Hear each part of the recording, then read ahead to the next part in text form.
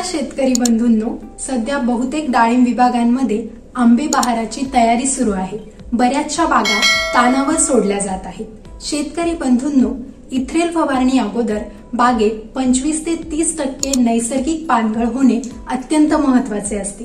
त्याचप्रमाणे बागेतील केन मॅच्युरिटी देखील आवश्यक असते, कारण या बाबींवरच मादी कळींची संख्या निश्चित होत असते। त्यासाठी उपाययोजना करताना सर्वप्रथम जमिनीच्या प्रकारानुसार वेळेतच बागेचे पाणी तोडावे।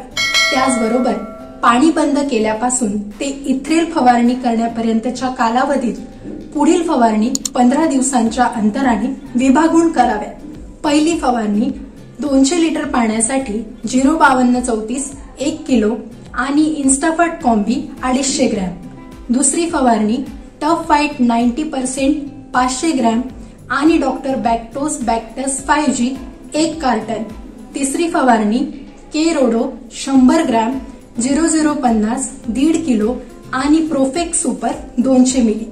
आणि चौथी शेवटची फवारणी SOP 2 किलो आणि बोरिक ऍसिड 200 मिली।